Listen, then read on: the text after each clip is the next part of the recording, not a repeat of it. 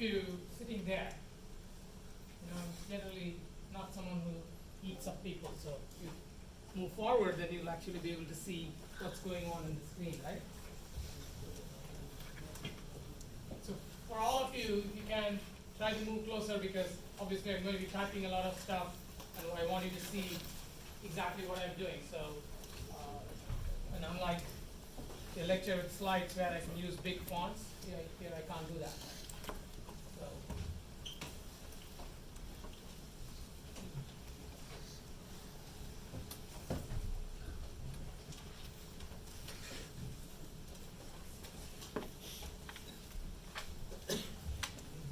Okay, so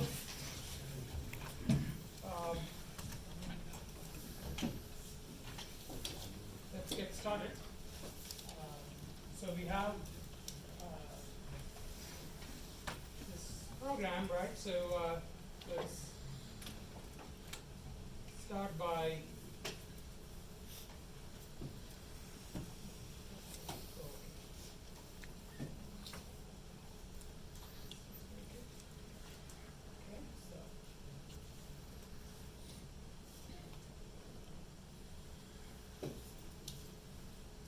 So first gives you a chance to do this.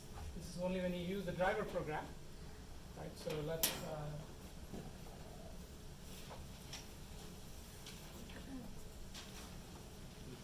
go to the other program, and I'm going to say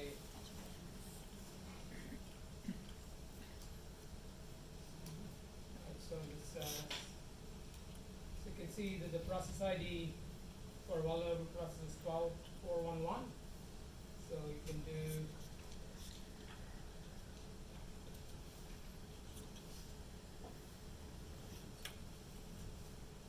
there is a reason why you have to do sudo, because we'll talk about that later on in the course.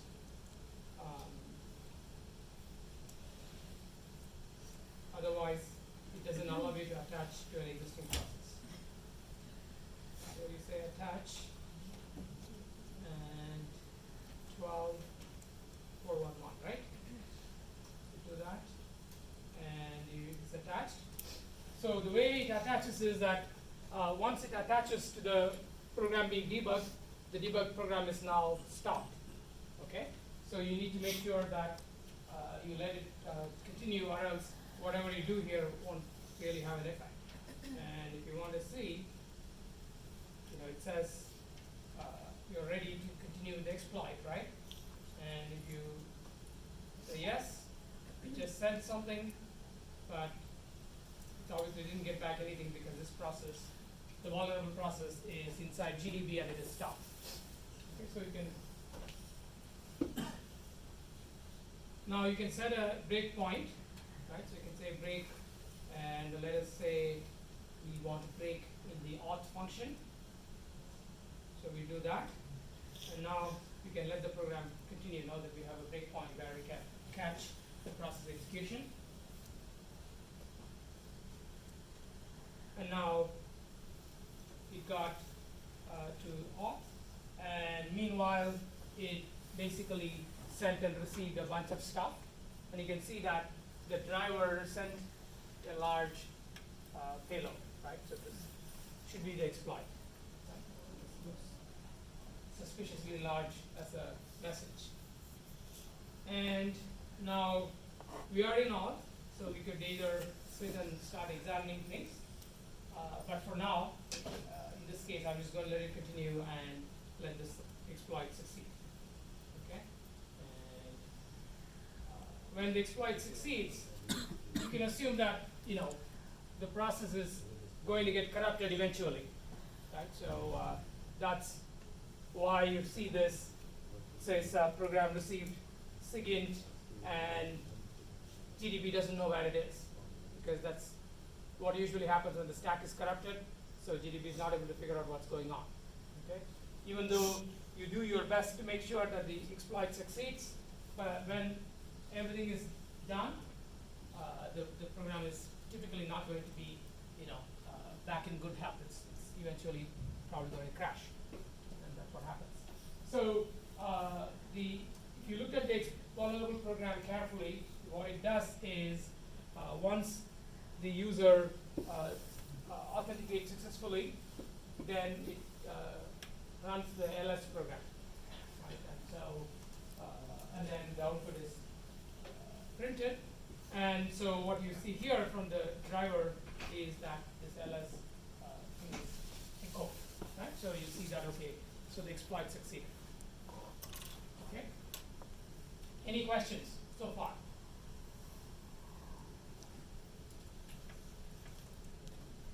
So how many of you haven't done this yet? I shouldn't ask the question.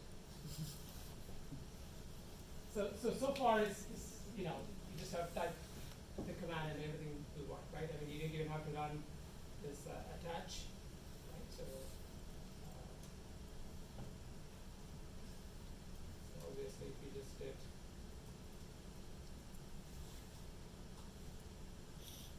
right, so it's going to just fit. So let's now look at the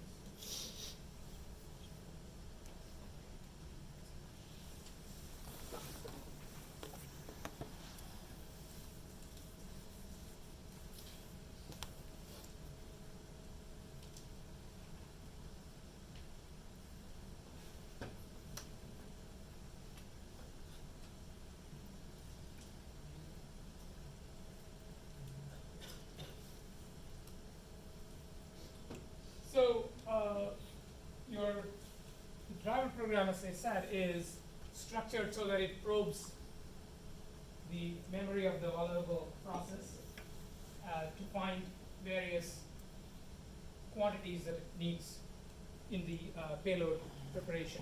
Okay? So the reason why this happens is that if you recall the vulnerable program, the vulnerability is in this auth function, right? So, but the variable you want to override is in the caller of the auth function, right? So what you need to do is you need to have a buffer overflow that goes past this, one stack frame, right? So you need to go past the end of auth stack frame and then go into the caller stack frame, which means that you need to get a lot of quantities in your hand. One of them is you're going to override the canary of auth, so you need to know the canary of auth. You're going to override the saved base pointer of auth. You're going to override the return address of auth, right? And so on. So you need to sort of make sure that all of those are obtained. Okay? You'll find that depending upon the way the particular exploit, sometimes what happens is that you may even need to make sure that you don't corrupt certain local variables of G, right? Because you can imagine that the logic of the program, the function G is such that after calling auth, it does something that uses the local variable. And if you corrupt that local variable, then you can change the execution path, and then your exploit may not succeed, right? And this is sort of important for this particular exploit where you're not hijacking control flow, right? What you're doing is you're changing some data, and then you're relying on normal execution of the program, right, to sort of do the rest of the work for you. So in those cases, you need to be extra careful to make sure that nothing is corrupted, because the moment you corrupt anything, you're going to change the behavior of the program. Okay, so what this driver does, right, and the structure is going to be quite similar for all the exploits that you'll develop, right? So you'll first figure out what are some of the values that you need, and the driver program will, probe for those values, and then basically, use them in constructing the payload. So here are the things that you need for this particular exploit. So as I said, you're going to override the base pointer, saved base pointer of auth. So you need to, keep track of that. And I don't quite know why you need this, but if you look through the logic of the program, you'll know that why that is needed. So this is the return address of auth, right? And this is also the main address of okay, so I know why this is, because I'll tell you later, okay?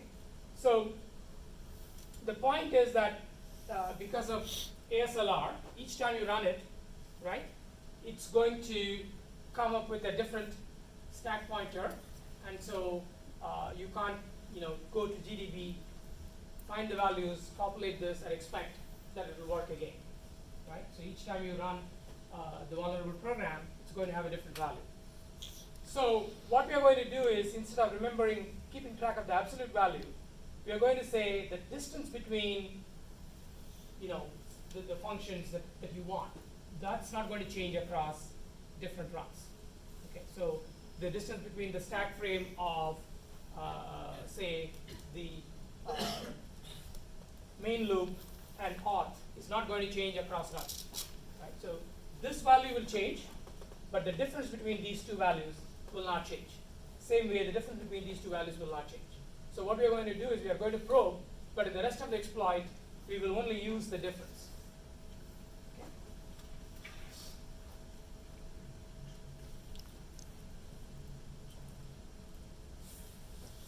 Yeah. What's the difference between the variable auth array and auth array location? So the location is the location on the stack. Right? So return address is going to be some address that will probably start with a 08, right? You can see that, right? So the return address here.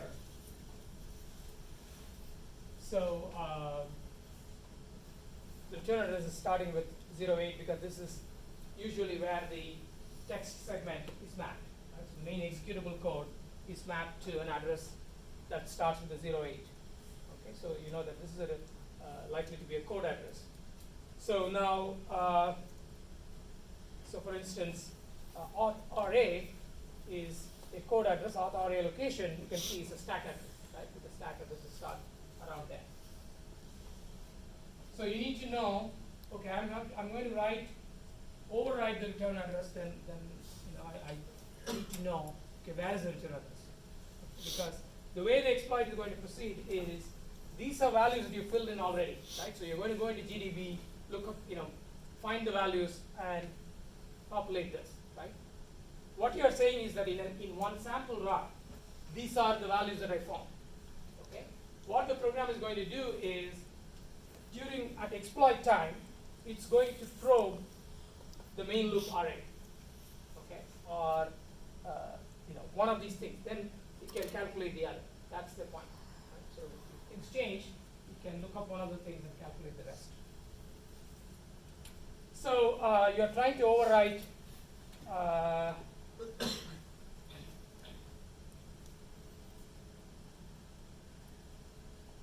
right. So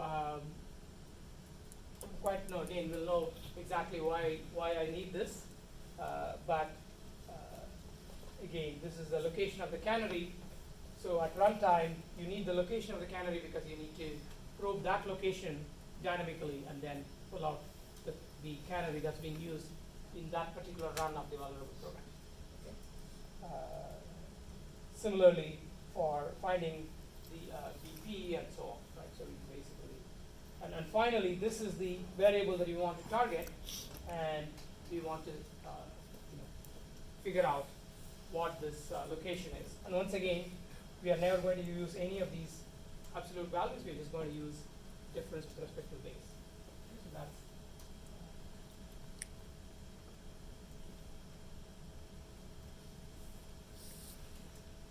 So, so basically, what we do is that,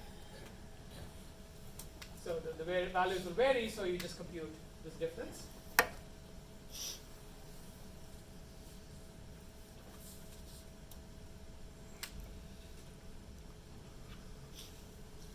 So then you're going to probe specifically for the things that are mentioned here. That is the stack canary, the saved EBP value, and the return address. So somehow I have done this once, and I figured out that the values that I need are at this offset from the top of the stack for say printf. Right? So this string is going to be sent to the vulnerable program. The vulnerable program is going to call printf with that format string, and you need to know, okay, from there, how far is the target value that I want to know. Okay, so this is something that you figure out using trial and error, and it may change for different programs. You know, you'll find that it's a little bit different. Okay, so once that comes, then those happen to be the canary being used for the current run, right? So remember the way Propolis works is that all functions use the same canary. So if you get the canary of main, that's good enough. You can use it anywhere else.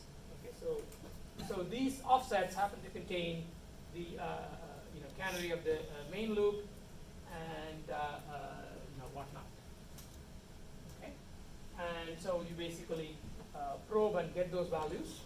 And what you're going to do is that using those values, you're going to compute. Right, so you have these differences that you computed, and then the actual values that are used in this particular run of the vulnerable program, you're probing here. So you can say that you're getting sort of the base values to which you will add all those differences, and now you'll have basically the correct notations, and then you'll be able to carry out the rest of the exploit. Okay, so the rest of the exploit is fairly simple, right? So all you're going to do is you're going to make sure that in the payload you put all the values that you want to preserve, like the canary and the saved base pointer and the return address and so on. You want to make sure that they are correct, and then you want to make sure that you go all the way to the auth v variable and set it to 1. Okay, so once you have done these things, the rest of the payload doesn't matter. Or maybe it matters, and you will figure out that it matters, and then because your program crashes, and then you say, okay, so there's something happened. And this is why it's important to be attached to the process on GDB, because if it crashes, then you will know. Okay? So typically what you will do is that you will know that certain steps of your program are working, and therefore you don't need to step through everything in vulnerable, right? So the way you will do this is first you will run this inside GDB, right? Run the driver program in GDB because you want to be able to step through the driver program one statement by statement, because that way you can control more in a more fine-grained way what happens on the vulnerable program side. So, and then you'll do this, find the PID of the vulnerable process and attach to it. So now both the driver and the vulnerable program are on the GDB. And now when you send an exploit and so on, you can sort of monitor at a fine-grained level, even at the instruction by instruction level. You can see what the vulnerable program is doing in response to your exploit. Right? So this is sort of how you go about doing this.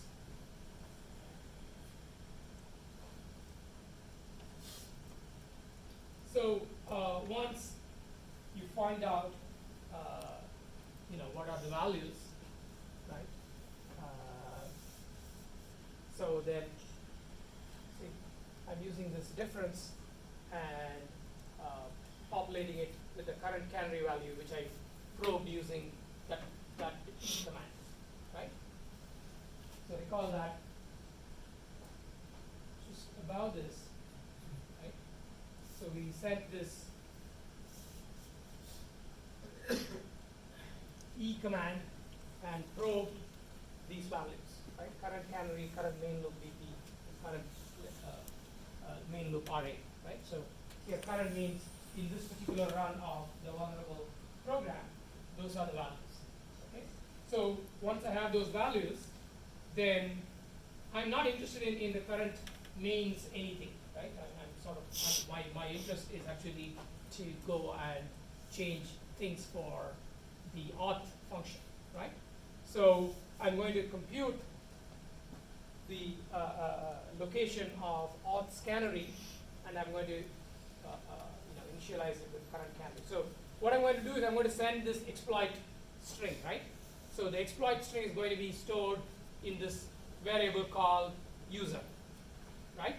So what I want to do is I want to say that I want to calculate the distance between the base of the user and the location where, let's say, the auth canary